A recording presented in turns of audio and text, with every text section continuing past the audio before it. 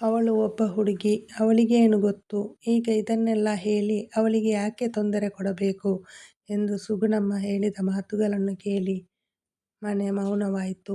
ರಾಮಮೂರ್ತಿಯವರು ಕೈಯಲ್ಲಿ ಹಿಡಿದುಕೊಂಡಿದ್ದ court notice ನಡುಗಿತು. ಕಾಗದದ ಮೇಲಿನ ಅಕ್ಷರಗಳು ಅವರಿಗೆ ಸರಿಯಾಗಿ ಕಾಣದಿದ್ದರೂ ಅವರಿಗೆ ಒಂದು ವಿಷಯ ಸ್ಪಷ್ಟವಾಗಿತ್ತು.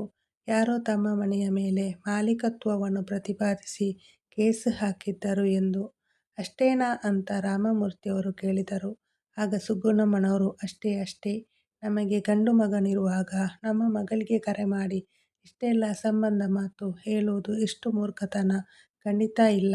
ನಾವು ಹುಡುಗಿಯನ್ನು ಮದುವೆ ಮಾಡಿ ಕಳಿಸಿದ್ದೇವೆ ಮತ್ತು ಅವಳ ಬದುಕು ಅವಳದು ಎಂದು ಸುಗುಣ ನಿರ್ಧರಿಸಿದರು.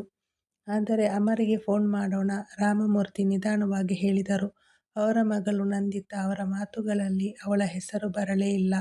ಅವಳು ಅದೇ ನಗರದಲ್ಲಿ ವಾಸಿಸುತ್ತಿದ್ದರೂ ಅವರಿಂದ ಕೇವಲ ಅರ್ಧ ಗಂಟೆ ದೂರದಲ್ಲಿದ್ದರೂ ಈ ವಿಷಯವನ್ನು ಅವಳೊಂದಿಗೆ ಹಂಚಿಕೊಳ್ಳುವ ಉದ್ದೇಶವಿರಲಿಲ್ಲ.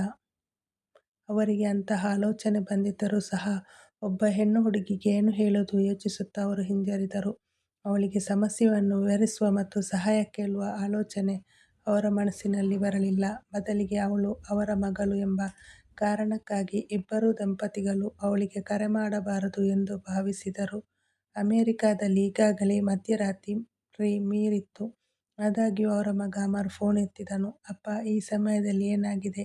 ಎಲ್ಲವೂ ಸರಿಯಾಗಿದೆಯೇ? ಅಮರ್ ಕೇಳಿದ. ಆಗ ಅವನ ತಂದೆ ಮನೆಯ ಮಾಲೀಕತ್ವವನ್ನು ಪ್ರತಿಪಾದಿಸಿ ಈ ಮನೆ ನನ್ನದು ಎಂದು ಯಾರೋ ಪ್ರಕರಣ ದಾಖಲಿಸಿದ್ದಾರೆ ಎಂದು ಹೇಳುವಾಗ ರಾಮಮೂರ್ತಿಯವರ ಧ್ವನಿ ಮಾಮೂಲಿಯಂತಿರಲು ಪ್ರಯತ್ನಿಸಿತು. ಆದರೆ ಸ್ವಲ್ಪ ನಡುಗಿತು. ಅಮರ್ ಸ್ವಲ್ಪ ಹೊತ್ತು ಮೌನವಾಗಿದ್ದ. ಏನಾಯ್ತು? ಯಾಕೆ? ಯಾರು ಹಾಕಿದ್ರು ಕೇಸು? ಸರಿ ಅಪ್ಪ, ಚಿಂತೆ ಮಾಡಬೇಡಿ. ನಾನು ನಿಮಗೆ ನನಗೆ ಗೊತ್ತಿರುವ ಒಬ್ಬ ವಕೀಲರ ನಂಬರ್ ಕಳುಹಿಸುತ್ತೇನೆ. ಅವರು ತುಂಬ ಅನುಭವಿ. ನೀವು ಅವರನ್ನು ತಕ್ಷಣ ಭೇಟಿಯಾಗಬೇಕು. ನೀನು ಇಲ್ಲಿಗೆ ಯಾಕೆ ಬರಬಾರದು ಮಗನೇ ಎಂದು ರಾಮಮೂರ್ತಿ ತಂದೆ ಕೇಳಿದಾಗ, ನಾನು ಈಗ ತಕ್ಷಣ ಬರಲು ಸಾಧ್ಯವಿಲ್ಲ. ಇಲ್ಲಿಂದ ಫಾಲೋ ಅಪ್ ಮಾಡುವುದು ನನಗೆ ಕಷ್ಟ. ಸಮಯದ ವ್ಯತ್ಯಾಸ, ಕೆಲಸದ ಒತ್ತಡ. ಆದರೆ ವಕೀಲರೇ ಇದಕ್ಕೆಲ್ಲ ಉತ್ತಮ ಎಂದು ಎಲ್ಲವನ್ನು ನೋಡಿಕೊಳ್ಳುತ್ತಾರೆ ಎಂದು ಹೇಳಿ ಫೋನ್ ಕಟ್ ಮಾಡಿದ. ಈಗ ಮನೆಯಲ್ಲಿ ಮತ್ತೆ ಮೌನ. ರಾಮಮೂರ್ತಿ ಒಂದು ಕ್ಷಣ ಮೌನವಾಗಿ ಕುಳಿತರು. ನಂತರ ಅವರು ಮೆಲ್ಲನೆ ಹೇಳಿದರು, ನಂದಿತಾಗೆ ಹೇಳುವುದು ಉತ್ತಮ ಎಂದು ನಾನು ಭಾವಿಸುತ್ತೇನೆ ಎಂದಾಗ ಸುಗುಣ ಹೇಳಿದರು, ಈ ಹಣಕಾಸಿನ ವ್ಯವಹಾರಗಳು, ವಿಷಯಗಳು ಮತ್ತು ವಹಿವಾಟುಗಳ ಬಗ್ಗೆ ಒಬ್ಬ ಹುಡುಗಿಗೆ ಏನು ಗೊತ್ತು? ಅವಳ ಮನೆಯಲ್ಲಿ ಸಹ ನಮ್ಮ ಅಳಿಯನೇ ಎಲ್ಲವನ್ನು ನೋಡಿಕೊಳ್ಳುತ್ತಾನೆ. ಏನಿದ್ದರೂ ಆ ಸಣ್ಣ ಪುಟ್ಟ ಕೆಲಸ ಮನೆಯ ಪ್ರಪಂಚ. ಅವಳಿಗೆ ಗೊತ್ತಿರುವುದೆಲ್ಲ ಅಷ್ಟೇ. ಹುಡುಗರು ಇಂತಹ ವಿಷಯಗಳನ್ನು ಚೆನ್ನಾಗಿ ನೋಡಿಕೊಳ್ಳುತ್ತಾರೆ. ಅವರು ಎಲ್ಲೆಡೆ ಸುತ್ತುತ್ತಾರೆ. ಹಾಗಾಗಿ ಅವರಿಗೆಲ್ಲ ಚೆನ್ನಾಗಿ ಗೊತ್ತಿರುತ್ತೆ. ಅಮರ್ ನಮಗೆ ವಕೀಲರ ನಂಬರನ್ನು ಕಳುಹಿಸಿಕೊಡುತ್ತಾನೆ, ನೋಡೋಣ ಎಂದು ಸುಗುಣ ಹೇಳಿದರು. ಆ ಮಾತುಗಳಲ್ಲಿ ಅವರೊಳಗೆ ನೆಟ್ಟಿದ್ದ ಹಳೆಯ ಸಿದ್ಧಾಂತವು ನಿಧಾನವಾಗಿ ಮೊಳಕೆಯೊಡೆಯಿತು. ಹುಡುಗ ಅಂದರೆ ಗೋಡೆ. ಅವನು ಭಾರವನ್ನು ತಡೆದುಕೊಳ್ಳಬಲ್ಲನು, ಬಿರುಗಾಳಿಗಳನ್ನು ತಡೆಯಬಲ್ಲನು. ಮಗಳು ಕಿಟಕಿ. ಅವಳು ಬೆಳಕನ್ನು ತರುತ್ತಾಳೆ, ಗಾಳಿಯನ್ನು ಒಳಗೆ ಬಿಡುತ್ತಾಳೆ. ಆದರೆ ಅವಳಿಗೆ ಬಿರುಗಾಳಿಯನ್ನು ಎದುರಿಸುವ ಶಕ್ತಿ ಇಲ್ಲ ಎನ್ನುತ್ತಾ ತಲೆಯಾಡಿಸಿದರು. ಹೌದು, ಹೆಣ್ಣು ಮಕ್ಕಳಿಗೆ ಈ ಒತ್ತಡ ಸಹಿಸಲಾಗುವುದಿಲ್ಲ. ಅವಳದನ್ನು ಮಾಡಲು ಸಾಧ್ಯವೇ ಇಲ್ಲ ಎಂಬ ಅವರ ನಂಬಿಕೆ, ಅವಳ ಮೇಲೆ ಅವರಿಗಿದ್ದ ಭದ್ರತೆಯ ಭಾವನೆ. ಅವಳಿಗೆ ಈ ವಿಷಯ ಹೇಳುವುದೇ ಬೇಡ ಎಂದುಕೊಂಡು ಆಗ ಒಂದು ನಿರ್ಧಾರ ತೆಗೆದುಕೊಳ್ಳಲಾಯಿತು. ಅವಳ ಮೇಲಿನ ಪ್ರೀತಿ ಎಂದರೆ ಅವರು ಅವಳಿಗೆ ಕರೆ ಮಾಡದಿರುವುದು. ರಾಮಮೂರ್ತಿ ಅಮರ್ ಕಳುಹಿಸಿದ್ದ ವಕೀಲರ ಸಂಖ್ಯೆಗೆ ಕರೆ ಮಾಡಿದರು. ಫೋನಿನಲ್ಲಿ ಆ ಕಡೆಯಿಂದ ಗಂಭೀರವಾದ ಧ್ವನಿ ಕೇಳಿಸಿತು. ನಮಸ್ಕಾರ, ವಕೀಲ ಚಂದ್ರಮೋಹನ್ ಸ್ಪೀಕಿಂಗ್ ಎಂದರು. ನಮಸ್ತೆ ಸಾರ್, ನನ್ನ ಹೆಸರು ರಾಮಮೂರ್ತಿ. ನಮ್ಮ ಮನೆಯ ಮೇಲೆ ಒಂದು ಪ್ರಕರಣವಿದೆ. ನನ್ನ ಮಗ ಅಮರ್ ನಿಮ್ಮ ನಂಬರ್ ಕೊಟ್ಟಿದ್ದಾನೆ. ಓಹೋ, ಹೌದು ಸರ್, ಅಮರ್ ನನಗೆ ಕರೆ ಮಾಡಿದ್ದ. ಮೊದಲು ನೀವು ಎಲ್ಲ ದಾಖಲೆಗಳೊಂದಿಗೆ ಕಚೇರಿಗೆ ಬನ್ನಿ. ಒಂದು ವೇಳೆ ಒರಿಜಿನಲ್ ಸೇಲ್ ಡೀಡ್ ಇದ್ದರೆ ನಮಗೆ ಸರ್ಟಿಫಿಕೇಟ್, ಆಸ್ತಿ ಡೀಡ್ಗಳು, ತೆರಿಗೆ ರಶೀದಿಗಳು, ಹಳೆಯ ದಾಖಲೆಗಳು ಎಲ್ಲವೂ ಬೇಕು ಎಂದು ಅವರು ಹೇಳಿದರು. ರಾಮಮೂರ್ತಿ ಗೊಂದಲಕ್ಕೊಳಗಾದರು. ಇದೆಲ್ಲವೂ ಏನು ಅಂತ ನೀವು ಹೇಳುತ್ತಾ ಇದ್ದೀರಿ? ಕೆಲವನ್ನು ಹುಡುಕಬೇಕು, ಕೆಲವನ್ನು ಮತ್ತೆ ಸಂಗ್ರಹಿಸಬೇಕು ಸರ್. ಸರಿ ಸರ್, ಇಲ್ಲದಿದ್ದರೆ ನಾವು ನ್ಯಾಯಾಲಯದಲ್ಲಿ ನಿಲ್ಲಲು ಸಾಧ್ಯವಾಗುವುದಿಲ್ಲ. ನಾವಿನ್ನು ಅಫಿಡವಿಟ್ ಸಿದ್ಧಪಡಿಸಬೇಕಾಗಿದೆ. ಅದಕ್ಕೆ ನಿಮ್ಮ ಸಹಿ, ನಿಮ್ಮ ಹೆಂಡತಿಯ ಸಹಿ ಮತ್ತು ಇಬ್ಬರು ಸಾಕ್ಷಿಗಳು ಬೇಕು ಎಂದು ವಕೀಲರು ಹೇಳಿದರು. ಸುಗುಣಮ್ಮ ಅವರ ಪಕ್ಕದಲ್ಲಿ ಕುಳಿತು ಕೇಳುತ್ತಿದ್ದರು. ಅವರು ಫೋನ್ ಕಟ್ ಮಾಡಿದ ತಕ್ಷಣ ಲಾಯರ್ ಏನು ಹೇಳಿದರು ಎಂದು ಕೇಳಿದರು. ಬಹಳ ಕಾಗದಗಳು ಬೇಕಂತೆ ಎಂದು ರಾಮಮೂರ್ತಿ ನಿಟ್ಟುಸಿರು ಬಿಟ್ಟರು. ಮುಂದಿನ ವಾರ ರಾಮಮೂರ್ತಿ ರಿಜಿಸ್ಟರ್ ಆಫೀಸ್ ಮತ್ತು ರೆವಿನ್ಯೂ ಕಚೇರಿಗಳ ನಡುವೆ ಓಡಾಡುತ್ತಿದ್ದರು. ಎನ್ಕಂಬರೆನ್ಸ್ ಸರ್ಟಿಫಿಕೇಟ್ಗಾಗಿ 2 ಬಾರಿ ಹೋಗಬೇಕಾಯಿತು. ಒಬ್ಬ ಕ್ಲರ್ಕ್ ಫೈಲ್ ಕಾಣುತ್ತಿಲ್ಲ, ನಾಳೆ ಬನ್ನಿ ಎಂದ. ಮರುದಿನ ಹೋದಾಗ ನಿಮ್ಮ ಹಳೆಯ ದಾಖಲೆಗಳು ಡಿಜಿಟಲ್ ಆಗಿಲ್ಲ, ರಿಜಿಸ್ಟರ್ ನೋಡಬೇಕು, ಸಮಯ ಬೇಕು ಎಂದ. ರಾಮಮೂರ್ತಿಯ ಕಾಲುಗಳು ನಿಧಾನವಾಗಿ ನೋವು ಶುರುವಾಯಿತು. ಉಸಿರಾಟ ಭಾರವಾಯಿತು. ಕಚೇರಿಯ ಹೊರಗಡೆ ಒಂದು ಹಳೆಯ ಮರದ ಮಂಚದ ಮೇಲೆ ಕುಳಿತರು. ನೆತ್ತಿಯ ಮೇಲೆ ಬೆವರು ಹನಿಗಳು ಜಾರುತ್ತಿದ್ದವು. ತಮ್ಮ ಬಳಿಯಿದ್ದ ಕರವಸ್ತ್ರ ತೆಗೆದು ನಿಧಾನವಾಗಿ ಒರೆಸಿಕೊಂಡರು. ಆಕಾಶದ ಕಡೆ ಒಮ್ಮೆ ನೋಡಿ ಕೈ ಮಡಿಚಿ ಮೌನವಾಗಿ ನಮಸ್ಕರಿಸಿದರು ಮತ್ತು ಕೇಳಿದರು, ದೇವರೇ, ಎಷ್ಟು ಪರೀಕ್ಷೆ ಸ್ವಾಮಿ, ಈ ವಯಸ್ಸಿನಲ್ಲಿ ಇವೆಲ್ಲವನ್ನು ಹೇಗೆ ತಡೆದುಕೊಳ್ಳಲಿ? ಆ ಪ್ರಶ್ನೆ ಗಾಳಿಯಲ್ಲಿಯೇ ಕರಗಿಹೋಯಿತು. ಅವರ ದೇಹದ ದಣಿವು ಮಾತ್ರವಲ್ಲ, ಮನಸ್ಸಿನ ಭಾರವೂ ಸ್ಪಷ್ಟವಾಗಿ ಕಾಣಿಸುತ್ತಿತ್ತು. ಲಾಯರ್ ಕಚೇರಿಗೆ ಹೋದಾಗ, ಸರ್, ನೀವು ಕೊಟ್ಟ ಕಾಗದಗಳಲ್ಲಿ ಒಂದು ದಾಖಲೆ ಮಿಸ್ ಆಗಿದೆ, ಅದು ಬೇಕು. ಮೊನ್ನೆ ಹೇಳಿದ ಸರ್ಟಿಫಿಕೇಟ್ ಕೂಡ ತರಬೇಕು ಎಂದ ಅಡ್ವೊಕೇಟ್ ಮಾತಿಗೆ, ಇವೆಲ್ಲವನ್ನು ನೀವು ನೋಡಿಕೊಳ್ಳಲಾಗುವುದಿಲ್ಲವೇ ಸರ್ ಎಂದು ರಾಮಮೂರ್ತಿ ದುರ್ಬಲ ಧ್ವನಿಯಲ್ಲಿ ಕೇಳಿದರು. ಸರ್, ನಮ್ಮ ಕೆಲಸ ಕೋರ್ಟಿನಲ್ಲಿ ವಾದಿಸುವುದು, ಡಾಕ್ಯುಮೆಂಟ್ಗಳನ್ನು ನೀವು ತರಬೇಕು ಎಂದರು ಅಡ್ವೊಕೇಟ್. ರಾಮಮೂರ್ತಿಗೆ ಜೀವನವೇ ಒಂದು ವೃತ್ತಾಕಾರದ ವಲಯದಲ್ಲಿ ಸಿಕ್ಕಿಕೊಂಡಂತೆ ಅನುಭವವಾಯಿತು. ಒಂದು ಹೆಜ್ಜೆ ಮುಂದೆ ಇಟ್ಟರೆ 2 ಹೆಜ್ಜೆ ಹಿಂದೆ ಹೋಗುವಂತೆ. ಇದರ ಮಧ್ಯೆ ಹೊರಗಿನ ಜೀವನ ಹಾಗೆಯೇ ಸಾಗುತ್ತಿತ್ತು. ಪ್ರತಿ 2 ದಿನಕ್ಕೂ ನಂದಿತಾ ಮನೆಗೆ ಬರುತ್ತಿದ್ದಳು. ಅಮ್ಮ, ತರಕಾರಿ ತಂದಿದ್ದೇನೆ, ಈ ತಿಂಗಳ ಪೆನ್ಷನ್ ಬಂದಿದೆ, ಕರೆಂಟ್ ಬಿಲ್ ಆನ್ಲೈನ್ನಲ್ಲೇ ಕಟ್ಟಿದ್ದೇನೆ, ಔಷಧಿ ತಂದಿದ್ದೇನೆ, ಯಾವಾಗ ಏನು ತೆಗೆದುಕೊಳ್ಳಬೇಕು ಅಂತ ಡೈರಿಯಲ್ಲಿ ಬರೆಯುತ್ತಿದ್ದಳು. ನಾಳೆ ಅಪ್ಪನ ಚೆಕಪ್ಗೆ ಕರೆದೊಯ್ಯುತ್ತೇನೆ ಎಂದು ಅವಳು ತನ್ನ ಎಲ್ಲ ಕೆಲಸಗಳನ್ನು ಶಾಂತವಾಗಿ ಮಾಡುತ್ತಲೇ ಇರುತ್ತಿದ್ದಳು. ಈ ದಿನವೂ ಹಾಗೆಯೇ ಕೆಲಸ ಮುಗಿಸಿ ಹೋಗಲು ಸಿದ್ಧವಾದಳು. ಔಷಧಿಗಳನ್ನು ಸರಿಪಡಿಸಿ, ಇವು ರಾತ್ರಿ, ಇವು ಬೆಳಿಗ್ಗೆ ಎಂದು ನೆನಪಿಸಿದಳು. ಸರಿ, ನೀನು ಜಾಗ್ರತೆಯಿಂದ ಹೋಗು ಎಂದು ಸುಗುಣಮ್ಮ ಹೇಳಿದರು. ನಂದಿತಾ ಹೊರಡಲು ಹೋಗುತ್ತಿದ್ದಾಗ ಹೊರಗೆ ಮೆಟ್ಟಿಲು ಬಳಿ ಶಬ್ದವಾಯಿತು. ತಿರುಗಿ ನೋಡಿದಳು. ರಾಮಮೂರ್ತಿ ಬರುತ್ತಿದ್ದರು. ಕೈಯಲ್ಲಿ ಹಳೆಯ ಚೀಲವಿತ್ತು. ಮೊದಲು 2 ಮೆಟ್ಟಿಲು ಏರಿದರು. 3ನೇ ಮೆಟ್ಟಿಲಲ್ಲಿ ನಿಂತು ಗೋಡೆಗೆ ತಾಗಿ ಕುಳಿತರು. ಅಪ್ಪ ಎಂದು ನಂದಿತಾ ಓಡಿ ಬಂದಳು. ಏನಾಯಿತು, ಬಿಪಿ ಏರಿದೆಯಾ? ನಿಲ್ಲಿ, ಚೆಕ್ ಮಾಡುತ್ತೇನೆ. ರಾಮಮೂರ್ತಿ ಅವಳ ಕೈ ಹಿಡಿದು, ಏನೂ ಇಲ್ಲ, ಸ್ವಲ್ಪ ದಣಿವು ಎಂದರು. ಆದರೆ ಧ್ವನಿ ದುರ್ಬಲವಾಗಿತ್ತು. ನಂದಿತಾ ತಕ್ಷಣ ಚೀಲವನ್ನು ತೆಗೆದು, ಮೆಟ್ಟಿಲು ಏರಲಾಗದಿದ್ದರೆ ಹೇಳಬೇಕಲ್ವಾ ಎಂದು ಹೇಳುತ್ತಾ ಅವರನ್ನು ಹಿಡಿದು ಒಳಗೆ ಕರೆದುಕೊಂಡು ಬಂದು ಸೋಫಾದ ಮೇಲೆ ಕೂರಿಸಿ ನೀರು ಕೊಟ್ಟಳು. ನಿಧಾನವಾಗಿ ಕುಡಿಯಿರಿ ಎಂದು ಹೇಳುತ್ತಾ ನಂದಿತಾ ಅವರ ಕಾಲುಗಳನ್ನು ನೋಡಿದಳು. ಬಹಳ ಊತವಾಗಿತ್ತು. ರೆಸ್ಟ್ ತೆಗೆದುಕೊಳ್ಳಿ ಅಂತ ಹೇಳಿದರೂ ಕೇಳುತ್ತಿಲ್ಲ. ಇಂದುಗೆ ಎಲ್ಲಿಗೆ ಹೋಗಿದ್ದೀರಿ? ಒಂದು ಕೆಲಸ ಎಂದು ಹೇಳಲು ಬಂದ ರಾಮಮೂರ್ತಿ ಮಾತಿನಿಂದ ತಪ್ಪಿಸಿಕೊಂಡರು. ನಂದಿತಾ ಕೆಳಗೆ ಕುಳಿತು ಅವರ ಕಾಲು ಮಸಾಜು ಮಾಡತೊಡಗಿದಳು. ಚಿಕ್ಕವಳಾಗಿದ್ದಾಗ ಅವಳು ಬಿದ್ದಾಗ ಇದೇ ಕೈಗಳಿಂದ ಅಪ್ಪ ಸಮಾಧಾನ ಮಾಡಿದರು. ಇಂದು ಅವಳ ಕೈಗಳು ಅವರ ದಣಿವನ್ನು ತಟ್ಟುತ್ತಿದ್ದವು. ಅವಳ ಗಮನ ಪಕ್ಕದಲ್ಲಿದ್ದ ಬ್ಯಾಗ್ ಮೇಲೆ ಬಿತ್ತು. ಅದರೊಳಗೆ ಕಾಗದಗಳು ಕಾಣಿಸಿದವು. Photo ಕಾಪಿಗಳು, certificate ಕಾಣಿಸಿದವು. ಅವಳು ಕೇಳಿದಳು, ಅಪ್ಪ, ಈ ಕಾಗದಗಳು ಏನು? ಅದನ್ನು ಕೇಳಿ ರಾಮಮೂರ್ತಿ ಬೆಚ್ಚಿಬಿದ್ದರು. ಏನೂ ಇಲ್ಲ, ಸಣ್ಣ ಸಮಸ್ಯೆ ಎಂದರು. ಸಣ್ಣ ವಿಷಯವಿದ್ದರೆ ಇಷ್ಟು ದಣಿವು ಯಾಕೆ ಎಂದು ಮಗಳು ಕೇಳಿದಳು. ಸುಗುಣಮ್ಮ ಮಧ್ಯೆ ಮಾತನಾಡಿದರು. ಏನೂ ಇಲ್ಲಮ್ಮ, ನಿನಗೆ ಈ ತೊಂದರೆ ಯಾಕೆ? ನಿನಗೆ ನಿನ್ನ ಕುಟುಂಬ ಇದೆ, ನಾವು ನೋಡಿಕೊಳ್ಳುತ್ತೇವೆ. ನಂದಿತಾ ತಲೆ ಎತ್ತಿದಳು. ನಾನು ಬರೋ ಪ್ರತಿ ಸಾರಿ ನೀವು ಟೆನ್ಷನ್ನಲ್ಲೇ ಇದ್ದೀರಾ? ಅಪ್ಪ ಫೋನ್ ನೋಡ್ತಾ ಕೂತಿರ್ತಾರೆ, ಏನೋ ಮುಚ್ಚಿಟ್ಟಂತೆ ಮಾತನಾಡುತ್ತೀರಾ, ನಾನು ಗಮನಿಸುವುದಿಲ್ಲ ಅಂತ ಅಂದುಕೊಂಡಿದ್ದೀರಾ ಎಂದಾಗ ಮನೆ ಮೌನವಾಯಿತು. ಅಷ್ಟಕ್ಕೂ ಏನಾಗಿದೆ ಹೇಳಿ ಎಂದಾಗ ರಾಮಮೂರ್ತಿ ಮುಖ ತಿರುಗಿಸಿ ಹೇಳಿದರು, ನೀನು ಕಷ್ಟಪಡುವೆ ಮಗಳೇ ಎಂದು. ನಿಜ ಗೊತ್ತಿಲ್ಲದೆ ಕಷ್ಟಪಡುವುದಾ, ಇಲ್ಲ ಗೊತ್ತಾಗಿ ಕಷ್ಟಪಡುವುದಾ ಎಂದ ಅವಳ ಧ್ವನಿ ನಡುಗಿತು. ಅಪ್ಪ, ನಾನು ನಿಮ್ಮ ಮಗಳು, ಯಾವಾಗಲೂ ನಿಮ್ಮೊಂದಿಗೆ ಇರುತ್ತೇನೆ, ಹೀಗೆ ಬಂದು ಹೋಗುವ ವ್ಯಕ್ತಿಯಲ್ಲ ಎಂದಾಗ ಕೊನೆಗೆ ಸುಗುಣಮ್ಮ ಹೇಳಿದರು, ಮನೆಯ ಮೇಲೆ ಕೇಸ್ ಹಾಕಿದ್ದಾರೆ. ಅಮ್ಮರು ಒಬ್ಬ ಲಾಯರ್ ನಂಬರ್ ಕೊಟ್ಟ. ದಿನವೂ ನಿಮ್ಮ ತಂದೆಗೆ ಆ ಕಾಗದ, ಈ ಕಾಗದ ತಗೊಂಡು ಬನ್ನಿ ಅಂತ ದಿನ ಏನಾದರೂ ಒಂದು ಹೇಳುತ್ತಾನೆ ಇದ್ದಾರೆ. ನೀನು ಹೆಣ್ಣು ಮಗು ಅಲ್ಲವಾ, ನಿನಗೆ ಯಾಕೆ ಈ ಕಷ್ಟ ಅಂತ ಹೇಳಲಿಲ್ಲ? ಆ ಮಾತು ಕೇಳಿ ಮತ್ತೆ ಮನೆ ಮೌನವಾಯಿತು. ನಂದಿತಾ ನಿಧಾನವಾಗಿ ಹೇಳಿದಳು, ಹೆಣ್ಣು ಮಗು, ಆದ್ದರಿಂದ ಹೇಳಬಾರದೆ? 2 ದಿನಕ್ಕೊಮ್ಮೆ ನಾನು ಬಂದು ಹೋಗುತ್ತಾ ಇರುತ್ತೀನಿ. ನಾನು ನಿಮ್ಮ ಬಿಲ್ಲುಗಳನ್ನು ನೋಡುತ್ತೀನಿ. ಪೆನ್ಷನ್ ಬರ್ತಿದೆಯಾ ಇಲ್ವಾ ಅಂತ ಚೆಕ್ ಮಾಡೋದು ನಾನೇ. ನಿಮ್ಮ ಬ್ಯಾಂಕ್ನಲ್ಲಿ ತಪ್ಪಾದ ಡೆಬಿಟ್ ಅನ್ನು ನಾನೇ ಹಿಂತಿರುಗಿಸ್ತೀನಿ. ಅವು ನನಗೆ ಅರ್ಥವಾಗುತ್ತವೆ. ಆದರೆ ಈ ಕಾಗದ ಮಾತ್ರ ನನಗೆ ಭಾರವಾಗುತ್ತದಾ ಎಂದಾಗ ರಾಮಮೂರ್ತಿ ತಲೆ ತಗ್ಗಿಸಿದರು. ಇದು ಬೇರೆ ನಂದಿತಾ, ಕೋರ್ಟು, ಪೊಲೀಸ್, ಆ ಮಾತು ಇವೆಲ್ಲ ನಿನಗೆ ಯಾಕೆ ಹೇಳು. ಅಪ್ಪ, ನೀವು ತಿಳಿದುಕೊಂಡಿರುವ ನಂದಿತಾ ಯಾರೋ ನನಗೆ ಗೊತ್ತಿಲ್ಲ. ಆದರೆ ನಿಮ್ಮ ಮುಂದೆ ಕುಳಿತಿರುವ ಈ ನಂದಿತಾ ದುರ್ಬಲಳಲ್ಲ ಎಂದಾಗ ಮನೆಯಲ್ಲಿನ ವಾತಾವರಣ ಬದಲಾಯಿತು. ನಾನು ಎಲ್ಲವನ್ನೂ ಗಮನಿಸುತ್ತಿದ್ದೇನೆ. ನೀವು ಏನೋ ಅಡಗಿಸುತ್ತಿದ್ದೀರಾ. ನಾನು ತುಂಬ ದಿನಗಳಿಂದ ಗಮನಿಸುತ್ತಾ ಬಂದಿದ್ದೀನಿ. ನಾನು ಯಾವಾಗ ಇಲ್ಲಿಗೆ ಬಂದರೂ ನೀವು ಯೋಚನೆ ಮಾಡುತ್ತಾ ಇರುತ್ತೀರಾ. ಫೋನು ಸೈಲೆಂಟಿನಲ್ಲಿರುತ್ತೆ. ನಾನು ಕೇಳಿದರೆ ಏನೂ ಇಲ್ಲ ಅಂತ ಹೇಳುತ್ತೀರಾ. ನಾನು ನಿಮ್ಮ ಮಗಳೇ ಅಲ್ಲವಾ. ನಿಮ್ಮ ಮುಖ ನೋಡಿದ ತಕ್ಷಣ ನನಗೆ ಅರ್ಥವಾಗುತ್ತದೆ ಎಂದಾಗ ಸುಗುಣಮ್ಮ ಕಣ್ಣಲ್ಲಿ ನೀರು ತುಂಬಿತು. ನಂದಿತಾ ಎದ್ದು ಆ ಬ್ಯಾಗ್ನಲ್ಲಿ ಕಾಗದಗಳನ್ನು ತೆಗೆದುಕೊಂಡು ಪ್ರತಿಯೊಂದು ಕಣ್ಣಾಯಿಸಿ ನೋಡಿದಳು. ನಾಳೆ ಎಲ್ಲಿಗೆ ಹೋಗಬೇಕು. ಲಾಯರ್ ಆಫೀಸ್ ಎಂದಾಗ ರಾಮಮೂರ್ತಿಯವರು ದುರ್ಬಲ ಧ್ವನಿಯಲ್ಲಿ ಸರಿ, ನಾಳೆ ನಾನು ಹೋಗುತ್ತೇನೆ ಎಂದರು.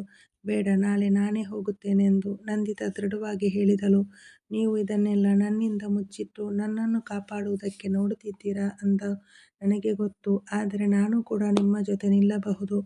ಒಮ್ಮೆ ನನ್ನ ಮೇಲೆ ನಂಬಿಕೆ ಇಡಿ ಎಂದು ಮೃದುವಾಗಿ ಹೇಳಿದಳು.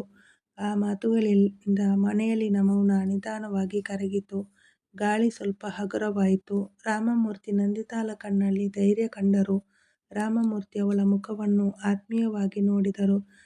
ಮೆಟ್ಟಿಲುಗಳ ಮೇಲೆ ಕುಳಿತಿದ್ದ ಅವಳ ತಂದೆ ಕೇವಲ ಆಯಾಸದಿಂದ ಉಸಿರುಗಟ್ಟುತ್ತಿದ್ದ. ಅಲ್ಲಿ ತನ್ನ ಮಗಳು ಮೊದಲ ಬಾರಿಗೆ ಗಾಜಿನ ಗೊಂಬೆಯಲ್ಲ ಮತ್ತು ಅವಳು ಕೇವಲ ಕಿಟಕಿಯಲ್ಲ, ಗೋಡೆಯಾಗಿ ನಿಲ್ಲಬಲ್ಲಳು ಎಂದು ಅವರಿಗೆ ಅರಿವಾಯಿತು. ಆ ರಾತ್ರಿ ನಂದಿತಾ ತನ್ನ ಮನೆಯ ಹೊಸ್ತಿಲನ್ನು ದಾಟಿದಾಗ ನಗರವು ತನ್ನದೇ ಆದ ರೀತಿಯಲ್ಲಿ ಓಡುತ್ತಿತ್ತು. ಟ್ರಾಫಿಕ್ ಸಿಗ್ನಲ್ ಲೈಟುಗಳು ಕೆಂಪು ಬಣ್ಣದಿಂದ ಹಸಿರು ಬಣ್ಣಕ್ಕೆ ಬದಲಾಗುತ್ತಿದ್ದವು. ಮಕ್ಕಳ ನಗು ಅಪಾರ್ಟ್ಮೆಂಟ್ ಕಾರಿಡಾರ್ನಲ್ಲಿ ಪ್ರತಿಧ್ವನಿಸಿತು. ಲಿಫ್ಟ್ ಡೋರ್ ತೆಗೆದು ಮುಚ್ಚುತ್ತಿತ್ತು. ಹೊರಗೆ ಜೀವನ ಅಂದಿನಂತೆ ಮುಂದುವರಿಯುತ್ತಿತ್ತು. ಆದರೆ ಅವಳೊಳಗೆ ಸಮಯ ನಿಂತು ಹೋಗಿದೆ. ಮೆಟ್ಟಿಲುಗಳ ಮೇಲೆ ಕುಳಿತು ಉಸಿರು ಬಿಗಿ ಹಿಡಿದುಕೊಂಡು ತನ್ನ ಮಗಳನ್ನು ಹಲವು ವರ್ಷಗಳಿಂದ ದೌರ್ಬಲ್ಯ ಎಂದು ಭಾವಿಸಿದ ತನ್ನ ತಂದೆಯ ದೃಶ್ಯ ಮತ್ತೆ ಮತ್ತೆ ಅವಳ ಕಣ್ಣ ಮುಂದೆ ಮೂಡಿತು. ಕೈಯಲ್ಲಿ ಒಂದು ಚೀಲ, ಹಣೆಯಲ್ಲಿ ಬೆವರು ಹನಿ ಮತ್ತು ಕಣ್ಣಲ್ಲಿ ಆತಂಕ ಅಡಗಿತು. ಅವಳು ಮನೆ ಒಳಗೆ ಕಾಲಿಟ್ಟಾಗ ಅವಳ ಗಂಡ ವಿನಯ್ ಲ್ಯಾಪ್ಟಾಪ್ನಲ್ಲಿ ಏನೋ ಕೆಲಸ ಮಾಡುತ್ತಿದ್ದ. ನಂದಿತಾ ಮನೆ ಒಳಗೆ ಹೋದ ತಕ್ಷಣ ಅವನು ಅವಳ ಕಡೆಗೆ ತಿರುಗಿ, ಏನು ಇಷ್ಟೊಂದು ಲೇಟು, ಏನಾದರೂ ತೊಂದರೆನಾ ಎಂದು ಸಾಮಾನ್ಯವಾಗಿ ಕೇಳಿದ. ಅವನು ಸಾಮಾನ್ಯವಾಗಿ ಕೇಳಿದರೂ ಅವಳ ಮನಸ್ಸಿನಲ್ಲಿ ಅಸಾಮಾನ್ಯವಾದ ಗೊಂದಲ ಇನ್ನೂ ನಡೆಯುತ್ತಿತ್ತು. ನಂದಿತಾ ತನ್ನ ಬ್ಯಾಗನ್ನು ಟೇಬಲ್ ಮೇಲೆ ಇಟ್ಟು ನೇರವಾಗಿ ಗಂಡನಿಗೆ ಹೇಳಿದಳು, ಯಾರೋ ನನ್ನ ಅಪ್ಪನ ಮನೆಯ ಮೇಲೆ ಕೇಸ್ ಹಾಕಿದ್ದಾರೆ. ಅವರು ತುಂಬ ಕಷ್ಟದಲ್ಲಿದ್ದಾರೆ ಮತ್ತು ವಕೀಲರ ಹತ್ತಿರ ತಿರುಗುತ್ತಿದ್ದಾರೆ. ಜೊತೆಗೆ ಉದ್ವಿಗ್ನರಾಗಿದ್ದಾರೆ. ಆಗ ವಿನಯ್ ಹೇಳಿದ, ನೀವು ಈ ವಿಷಯವನ್ನು ಅಮರ್ಗೆ ಹೇಳಿದ್ದೀರಲ್ಲವೇ. ತಿಳಿಸಿದ್ದಾರೆ. ಅವನೇ ವಕೀಲರ ನಂಬರನ್ನು ಕೊಟ್ಟಿದ್ದಾರೆ ಎಂದಾಗ, ಇನ್ನೇನು, ವಕೀಲರು ಎಲ್ಲವನ್ನೂ ನೋಡುತ್ತಾರೆ. ನೀನು ಯಾಕೆ ಇಷ್ಟೊಂದು ಟೆನ್ಷನ್ ಆಗಿದ್ದೀಯಾ ಎಂದಾಗ ನಂದಿತಾ ಸ್ವಲ್ಪ ಹೊತ್ತು ಮೌನದಿಂದ ಗಂಡನ ಕಡೆ ನೋಡಿದಳು ಮತ್ತು ಹೇಳಿದಳು, ನಾನು ನಾಳೆ ಲಾಯರ್ ಬಳಿ ಹೋಗುತ್ತೇನೆ ಎಂದಾಗ, ನೀನಾ, ಯಾಕೆ ಎಂದು ಮುಖ ಗಂಟಿಕ್ಕಿಕೊಂಡು ಕೇಳಿದ. ವಿನಯ್ ಅವರು ಈ ಕೇಸಿನಿಂದಾಗಿ ತುಂಬ ದಣಿದಿದ್ದಾರೆ. ಈ ದಿನ ಅಪ್ಪನಿಗೆ ಮೆಟ್ಟಿಲುಗಳನ್ನು ಹತ್ತಲು ಸಹ ಕಷ್ಟವಾಯಿತು. ನನ್ನನ್ನು ಬಿಟ್ಟರೆ ಇಲ್ಲಿ ಅವರಿಗೆ ಈಗ ಬೇರೆ ಯಾರಿದ್ದಾರೆ. ವಿನಯ್ ಹೇಳಿದ, ಸರಿ, ಅದು ನನಗೆ ಅರ್ಥ ಆಗುತ್ತದೆ. ಆದರೆ ಅದು ನಿನ್ನ ಕೆಲಸವಲ್ಲ ನಂದಿತಾ. ಆ ಆಸ್ತಿ ನಿನ್ನದಲ್ಲ, ಅದು ನಿನ್ನ ಅಣ್ಣನದು. ಅವನು ಅದನ್ನು ನೋಡಿಕೊಳ್ಳುತ್ತಾನೆ. ಆದರೆ ನೀನು ವಕೀಲರಿಗೆ ಏನು ಹೇಳುತ್ತೀಯ. ನಿನಗೇನು ಗೊತ್ತು. ನೀನು ಈಗ ಆರ್ಥಿಕ ಒತ್ತಡದಲ್ಲಿ ಇರುವುದರಿಂದ ನಿನ್ನ ಕ್ರೆಡಿಟ್ ಕಾರ್ಡ್ ಬಿಲ್ ಕೂಡ ನಾನೇ ಕಟ್ಟುತ್ತಿದ್ದೇನೆ. ಆ ಮಾತು ಅವಳಿಗೆ ತೀವ್ರವಾದ ಪೆಟ್ಟು ನೀಡಿತು.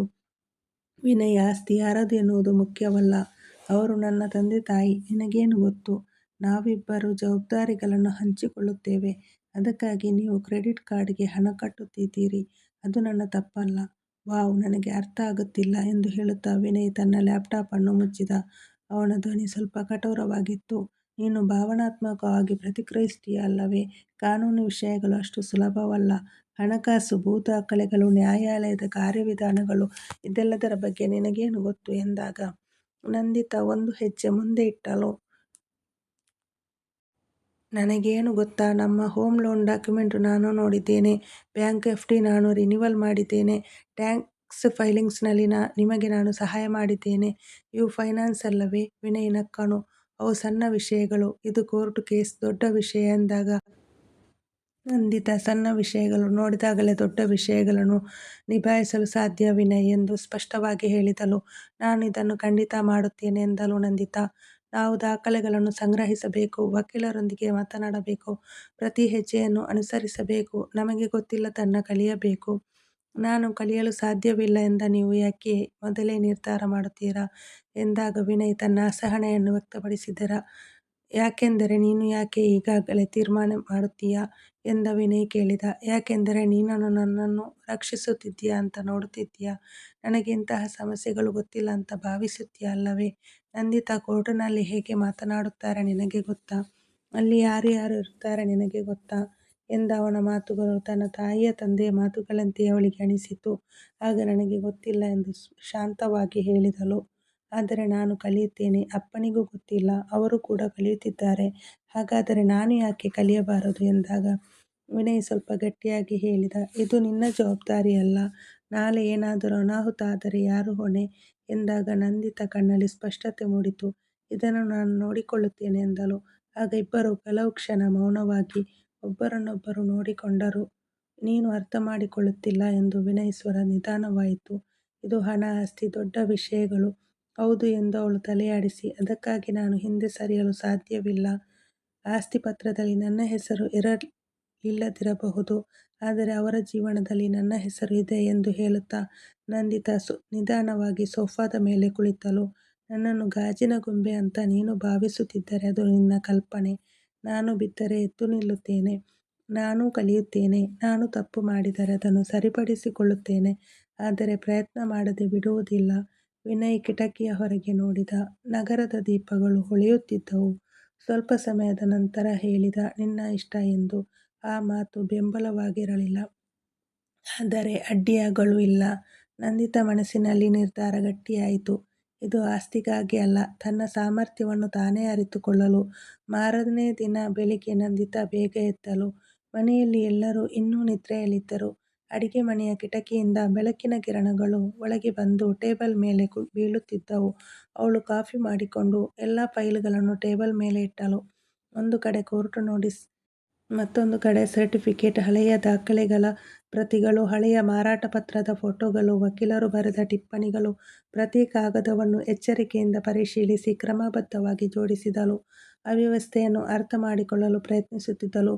ಮೊದಲ ನೋಟಿಸನ್ನು ಪೂರ್ಣವಾಗಿ ಓದಿದಳು. ಎದುರಾಳಿ ಯಾರು, ಅವರು ತೋರಿಸುತ್ತಿರುವ ಸಾಕ್ಷಿ ಏನು, ಯಾವ ದಿನಾಂಕಗಳು ಎಂದು. ಆಗ ಒಂದು ಹಳೆಯ ರಿಜಿಸ್ಟ್ರೇಷನ್ ಕಾಗದ ಅವಳ ಗಮನ ಸೆಳೆಯಿತು. ತಕ್ಷಣ ಅವಳ ಪಕ್ಕದಲ್ಲಿದ್ದ ಪಹಣಿ ಕಾಪಿಯೊಂದಿಗೆ ಹೋಲಿಸಿದಳು. ಅದರ ದಿನಾಂಕದಲ್ಲಿ ವ್ಯತ್ಯಾಸ ಇತ್ತು, ಸಹಿಯಲ್ಲಿ ವ್ಯತ್ಯಾಸವಿತ್ತು. ಇಲ್ಲಿ ಏನೋ ತಪ್ಪಿದೆ ಎಂದು ತನ್ನಷ್ಟಕ್ಕೆ ತಾನೇ ಯೋಚಿಸಿದಳು. ನಂತರ ಆನ್ಲೈನ್ ಲ್ಯಾಂಡ್ ರೆಕಾರ್ಡ್ ಪೋರ್ಟಲ್ ತೆರೆದು ಸರ್ವೆ ನಂಬರ್ ಹಾಕಿ ಪರಿಶೀಲಿಸಿದಳು. ಹಳೆಯ ಮ್ಯೂಟೇಷನ್ ಎಂಟ್ರಿಯಲ್ಲಿ ಯಾರೋ ಹೆಸರು ಬದಲಿಸಲು ಯತ್ನಿಸಿದ ಗುರುತು ಇತ್ತು, ಆದರೆ ಅದು ವಿಫಲವಾಗಿದೆ. ಹಾಗಾದರೆ ಅವರು ನಕಲಿ ದಾಖಲೆ ಬಳಸದಿರಬಹುದೇ. ಅವಳು ಟಿಪ್ಪಣಿಗಳು ಬರೆದಳು. ಅವಳು ಮಧ್ಯಾಹ್ನ ಲಾಯರ್ ಚಂದ್ರಮೋಹನ್ ಕಚೇರಿಗೆ ಹೋದಳು. ಸರ್, ನಾನು ನಂದಿತಾ, ರಾಮಮೂರ್ತಿಯವರ ಮಗಳು. ವಕೀಲರೊಮ್ಮೆ ಅವಳನ್ನು ನೋಡಿದರು. ಓ ಹೌದು, ನಿಮ್ಮ ತಂದೆ ತುಂಬ ಟೆನ್ಷನ್ನಲ್ಲಿದ್ದಾರೆ. ಪೇಪರ್ಗಳು ಇನ್ನೂ ಪೂರ್ಣವಾಗಿಲ್ಲ ಎಂದರು.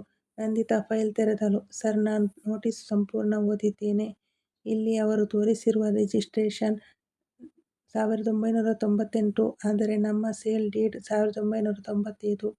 ಈ ಮಧ್ಯದಲ್ಲಿ ಯಾವುದೇ ಟ್ರಾನ್ಸ್ಫರ್ ಇಲ್ಲ ಮತ್ತು ಈ ಸಹಿ ನಮ್ಮ ಅಪ್ಪನದಲ್ಲ ಎಂದಳು. ಲಾಯರ್ ಆಶ್ಚರ್ಯಪಟ್ಟರು. ಪೇಪರ್ಗಳನ್ನು ತೆಗೆದುಕೊಂಡು ಜಾಗ್ರತೆಯಿಂದ ನೋಡಿದರು. ಓ, ಚೆನ್ನಾಗಿ ಗಮನಿಸಿದ್ದೀರಾ ಎಂದು ಹೇಳುತ್ತಾ ವಕೀಲರು ಚೇರ್ ಮೇಲೆ ಸರಿಯಾಗಿ ಕುಳಿತುಕೊಂಡರು. ಹಾಗಾದರೆ ಈಗ ನಾವು ಏನು ಮಾಡಬೇಕು ಎನ್ನುವುದು ಕ್ಲಿಯರ್ ಆಗಿದೆ. ಮೊದಲು ಫೋರ್ಜರಿ ಬಗ್ಗೆ ಬಲವಾದ ಅಫಿಡವಿಟ್, ನಂತರ ರಿಜಿಸ್ಟರ್ ಕಚೇರಿಯಿಂದ certified copy, handwriting expert ವರದಿ ಬೇಕಾಗಬಹುದು ಎಂದರು. ನಂದಿತಾ ಅದನ್ನೆಲ್ಲ ನೋಟ್ ಮಾಡಿಕೊಂಡಳು. ಸರ್, ಸಮಯದ ಮಿತಿ ಏನು ಎಂದು ಕೇಳಿದಳು. ಆಗ ವಕೀಲರು, ನಾವು 2 ವಾರಗಳಲ್ಲಿ ಕೌಂಟರ್ ಫೈಲ್ ಮಾಡಬೇಕೆಂದರು. ಸರಿ ಸರ್, ಪೇಪರ್ಗಳನ್ನು ನಾನು ಸಂಗ್ರಹಿಸುತ್ತೇನೆ. ಇದು ನನ್ನ ಫೋನ್ ನಂಬರ್. ಅಪ್ಪನಿಗೆ ಆರೋಗ್ಯ ಸರಿಯಿಲ್ಲ. ಅಪ್ಪನ ಮೇಲೆ ಒತ್ತಡ ಹಾಕಬೇಡಿ ಎಂದಳು. ಲಾಯರ್ ಈ ಬಾರಿ ಅವಳನ್ನು ವಿಭಿನ್ನವಾಗಿ ನೋಡಿದರು ಮತ್ತು ನೀವು ಲೀಗಲ್ ಬ್ಯಾಕ್ ಗ್ರೌಂಡ್ನವರಾ ಎಂದು ನಂದಿತಾ ನಗುತ್ತಾ ಹೇಳಿದಳು. ಇಲ್ಲ ಸರ್, ಆದರೆ ಕಲಿಯಬಹುದು ಎಂದು. ಅವಳು ಮನೆಗೆ ಬಂದಾಗ ರಾಮಮೂರ್ತಿ, ಸುಗುಣಮ್ಮ ಆತಂಕದಿಂದ ಕಾಯುತ್ತಿದ್ದರು. ಏನಾಯಿತು ಎಂದು ಸುಗುಣಮ್ಮನವರು ಕೇಳಿದರು. ಆಗ ನಂದಿತಾ, ಅದು ಅಷ್ಟು ದೊಡ್ಡ ಸಮಸ್ಯೆ ಅಲ್ಲ. ಅವರ ಕಾಗದ ಪತ್ರಗಳು ನಕಲಿಯಾಗಿವೆ. ನಾವು ಪ್ರತಿವಾದವನ್ನು ದಾಖಲಿಸುತ್ತೇವೆ. ಆಗ ಅವರದು ನಕಲಿ ದಾಖಲೆಗಳೆಂದು ಸಾಬೀತಾಗುತ್ತದೆ. ಇದು ಸ್ವಲ್ಪ ಸಮಯ ತೆಗೆದುಕೊಳ್ಳುತ್ತದೆ, ಆದರೆ ನಮ್ಮ ಕೇಸ್ ಬಲವಾಗಿದೆ ಎಂದಳು. ಆಗ ರಾಮಮೂರ್ತಿ ಮುಖದಲ್ಲಿ ಭಯ ಕಡಿಮೆಯಾದಂತೆ ಕಾಣುತ್ತಿತ್ತು. ಆಗ ಅವರು, ಇದೆಲ್ಲ ನಿಜವಾ? ಏಕೆಂದರೆ ನಾನು ನ್ಯಾಯಾಲಯ ಮತ್ತು ಪ್ರಕರಣದ ಬಗ್ಗೆ ಚಿಂತಿತನಾಗಿದ್ದೆ ಎಂದು ಹೇಳಿದರು. ಆಗ ನಂದಿತಾ, ಪರವಾಗಿಲ್ಲಪ್ಪ, ನಾನಿದ್ದೇನೆ ಅಲ್ಲವಾ ಅಂದಳು. ಅವಳು ತಕ್ಷಣ ತನ್ನ ಮರುಗೆ ಫೋನ್ ಮಾಡಿದಳು. ನಡೆದ ಎಲ್ಲವನ್ನು ವಿವರಿಸಿ ಹೇಳಿದಳು. ಕೇಸಿನಲ್ಲಿ ಇದ್ದ ದೋಷ ಏನೆಂದು ಸಹ ಹೇಳಿದಳು. ಮುಂದೆ ಏನು ಮಾಡಬೇಕೆಂದು ವಿವರಿಸಿದಳು. ಅಮರ್ ಸ್ವಲ್ಪ ಹೊತ್ತು ಮೌನವಾಗಿ ಎಲ್ಲವನ್ನು ಕೇಳಿಸಿಕೊಂಡ. ಸರಿ, ನೀನು ಚೆನ್ನಾಗಿ ತಿಳಿದುಕೊಂಡಿದ್ದೀಯ. ನೀನು ಅದನ್ನು ಅಷ್ಟು ವಿವರವಾಗಿ ನೋಡಿದ್ದರಿಂದ ನನಗೆ ನೆಮ್ಮದಿ ಎನಿಸುತ್ತದೆ ಎಂದು ಅವನು ಹೇಳಿದನು. ಈ ಬಾರಿ ಅವನ ಧ್ವನಿಯಲ್ಲಿ ಗೌರವವಿತ್ತು. ಆ ಸಂಜೆ ರಾಮಮೂರ್ತಿ ಒಬ್ಬಂಟಿಯಾಗಿ ಹಾಲಿನಲ್ಲಿ ಕುಳಿತಿದ್ದರು. ಅವರ ನೋಟ ಗೋಡೆಯ ಮೇಲಿನ ಹಳೆಯ ಫೋಟೋದ ಮೇಲೆ ಬಿದ್ದಿತು. ಆ ಫೋಟೋದಲ್ಲಿ ಪುಟ್ಟ ನಂದಿತಾ ಸೈಕಲ್ ಸವಾರಿ ಮಾಡುತ್ತಿದ್ದಳು. ಅವಳ ಮೊಣಕಾಲುಗಳಿಗೆ ಪ್ಲಾಸ್ಟರ್ ಹಾಕಲಾಗಿತ್ತು. ಅವಳ ಮುಖದಲ್ಲಿ ನಗು ಇರಲಿಲ್ಲ. ಆದರೆ ಮುಂದಿನ ಫೋಟೋದಲ್ಲಿ ಅದೇ ಮಗು ಸೈಕಲ್ ಸವಾರಿ ಮಾಡುತ್ತಿತ್ತು, ನಗುತ್ತಿತ್ತು. ಆ ದಿನ ಅವರಿಗೆ ನೆನಪಾಯಿತು. ಅವಳು 5 ಬಾರಿ ಬಿದ್ದಳು. ಪ್ರತಿ ಬಾರಿಯೂ ಅವಳು ನನಗೆ ಸಾಧ್ಯವಿಲ್ಲ ಎಂದು ಅಳುತ್ತಿದ್ದಳು. ಆದರೆ 6ನೇ ಬಾರಿ ಅವಳು ಎದ್ದು ನಾನು ಮತ್ತೆ ಪ್ರಯತ್ನಿಸುತ್ತೇನೆ ಎಂದು ಹೇಳುತ್ತಿದ್ದಳು. ಹಾಗೆ ಇನ್ನೊಂದು ನೆನಪಿಗೆ ಬಂದಿತು. ಕಾಲೇಜಿನಲ್ಲಿ ಅಮರ್ ಸಣ್ಣ ಜಗಳವಾಡಿದಾಗ ನಂದಿತಾ ಪ್ರಾಂಶುಪಾಲರ ಕಚೇರಿಗೆ ಹೋಗಿ ಅವನ ಪರ ವಾದಿಸಿದಳು. ಅವಳು ಎದ್ದು ನಿಂತು ತನ್ನ ಸಹೋದರ ಯಾವುದೋ ತಪ್ಪು ಮಾಡಿಲ್ಲ ಎಂದಳು. ಆಗ ರಾಮಮೂರ್ತಿಯವರು ತನ್ನ ಧ್ವನಿ ಬಲವಾಗಿತ್ತು ಎಂದು ಭಾವಿಸಿದ್ದರು. ಹಾಗಾದರೆ ನನ್ನ ಮಗಳು ಹುಲಿಯಾಗಿದ್ದಳು ಎಂದು ಅವರು ಯೋಚಿಸಿದರು. ನಾನು ಈಗ ಅವಳನ್ನು ಪಾರಿವಾಳದಂತೆ ಏಕೆ ಭಾವಿಸುತ್ತೇನೆ ಎಂದು ಅವರು ಚಿಂತಿತರಾದರು. ಮದುವೆಯ ನಂತರ ಅವಳ ಶಕ್ತಿ ನಿಧಾನವಾಗಿ ಕ್ಷೀಣಿಸಿದೆ ಎಂದು ಅವರು ಭಾವಿಸಿದ್ದರು. ಅವಳು ಮನೆಯಿಂದ ಹೊರಟ ದಿನ ಅವಳು ತಮ್ಮ ಕುಟುಂಬದ ಭಾಗವಲ್ಲ ಎಂಬಂತೆ ವರ್ತಿಸಿದರು. ಮಗಳು ತಮ್ಮ ಕುಟುಂಬಕ್ಕೆ ಅಪರಿಚಿತಳು ಎಂಬ ಭಾವನೆ ಅವರಿಬ್ಬರಿಗೂ ತಿಳಿಯದೆಯೇ ತೆಳುವಾದ ಅಂತರವನ್ನು ಸೃಷ್ಟಿಸಿತ್ತು. ರಾಮಮೂರ್ತಿಯವರ ಕಣ್ಣಲ್ಲಿ ನೀರು ತುಂಬಿತು. ನಾವು ಅವಳ ಶಕ್ತಿಯನ್ನು ಮರೆತಿದ್ದೇವೆ ಎಂದು ಅವರು ತಮ್ಮೊಳಗೆ ಯೋಚಿಸಿದರು. ನಂದಿತಾ ಸ್ವಲ್ಪವೂ ಬದಲಾಗಿಲ್ಲ. ನಾವು ಅವಳನ್ನು ಕೀಳಾಗಿ ನೋಡಿದ್ದೇವೆ ಎಂದು ಭಾವಿಸಿದರು. ಆ ಸಮಯದಲ್ಲಿ ನಂದಿತಾ ಅಡುಗೆಮನೆಯಲ್ಲಿ ತನ್ನ ತಾಯಿಯೊಂದಿಗೆ ಮಾತನಾಡುತ್ತಿದ್ದಳು. ನಗುತ್ತಾ. ಅದು ನೋಡಲು ಸಾಮಾನ್ಯವಾಗಿತ್ತು. ಆ ಕ್ಷಣದಲ್ಲಿ ರಾಮಮೂರ್ತಿಯ ಮನಸ್ಸಿನಲ್ಲಿ ಮೋಡವೊಂದು ತೇಲುವಂತೆ ತೋರುತ್ತಿತ್ತು. ಅವರು ಇಲ್ಲಿಯವರೆಗೆ ನೋಡುತ್ತಾ ನಿಂತಿದ್ದ ನಂದಿತಾ ಕೇವಲ ಒಂದು ರೂಪ ಎಂದು ಅರಿತುಕೊಂಡರು. ಅವಳು ಗಾಜಿನ ಗೊಂಬೆಯಲ್ಲ. ಏನಾದರೂ ಹೊಡೆದರೆ ನೊಂದುಕೊಳ್ಳಲು ಅವಳು ಸೈಕಲ್ ಕಲಿಯುವಾಗ ರಕ್ತಸ್ರಾವವಾಗಿ ಮತ್ತು ಹ್ಯಾಂಡಲ್ ಬಾರುಗಳನ್ನು ಹಿಡಿದಿದ್ದ ಮಗು ಅವಳು. ಕೆಳಗೆ ಬೀಳುವುದು ಅವಳಿಗೆ ಸೋಲು ಅಲ್ಲ, ಎದ್ದೇಳುವುದು ಅವಳ ಸಹಜ ಪ್ರವೃತ್ತಿಯಾಗಿತ್ತು. ಅವರು ಅದನ್ನು ಸ್ವತಃ ನೋಡಿದ್ದರು. ಕಾಲಾನಂತರದಲ್ಲಿ ಆ ಗುಣವನ್ನು ಮರೆತಿದ್ದೇನೆಂದು ಅವರಿಗೆ ಅನಿಸಿತು. ಆ ಆಲೋಚನೆ ಅವರ ಹೃದಯದಲ್ಲಿ ಹೊಸ ಬೆಳಕಿನಂತೆ ಹರಡಿತು. ಇನ್ನು ಮುಂದೆ ಒಂದು ಹೆಣ್ಣು ಅವಳಿಗೇನು ಗೊತ್ತು ಎಂಬ ಮಾತುಗಳಿಂದ ಅವಳನ್ನು ಕಟ್ಟಿಹಾಕದಿರಲು ಅವರು ನಿರ್ಧರಿಸಿದರು. ಅವಳನ್ನು ಮರೆಮಾಡಬೇಕಾದ ದೌರ್ಬಲ್ಯವಾಗಿ ನೋಡುವುದಿಲ್ಲ, ಬದಲಾಗಿ ಉಳಿಸಿಕೊಳ್ಳಬೇಕಾದ ಶಕ್ತಿಯಾಗಿ ನೋಡುತ್ತೇನೆ ಎಂದು ಅವರು ತನಗೆ ತಾನೇ ಭರವಸೆ ಕೊಟ್ಟುಕೊಂಡರು. ಅದರಂತೆ 1 ತಿಂಗಳ ನಂತರ ಈ ಕೇಸಿನಲ್ಲಿ ಏನು ಗೆದ್ದಳು. ಒಂದು ಹೆಣ್ಣು ಮನಸ್ಸು ಮಾಡಿದರೆ ಏನು ಬೇಕಾದರೂ ಸಾಧಿಸಬಲ್ಲಳು ಎನ್ನುವುದಕ್ಕೆ ಉದಾಹರಣೆಯಾದಳು. ಹೆಣ್ಣು ಎಂದ ಮಾತ್ರಕ್ಕೆ ಅವಳು ಕೈಲಾಗದವಳು ಎಂದು ಮನೆಯವರಾಗಲಿ ಸಮಾಜವಾಗಲಿ ನೋಡಬಾರದು. ಸ್ನೇಹಿತರೆ, ಈ ಕಥೆ ನಿಮಗೆ ಇಷ್ಟವಾಗಿದ್ದರೆ ಈ ವಿಡಿಯೋವನ್ನು ಲೈಕ್ ಮಾಡಿ ಮತ್ತು ಸ್ನೇಹಿತರಿಗೆ ಶೇರ್ ಮಾಡಿ. ಇಂತಹ ವಿಡಿಯೋಗಳಿಗಾಗಿ ನಮ್ಮ ಚಾನೆಲ್ ಅನ್ನು ಸಬ್ಸ್ಕ್ರೈಬ್ ಮಾಡಿ ಸಪೋರ್ಟ್ ಮಾಡಿ. ಧನ್ಯವಾದಗಳು.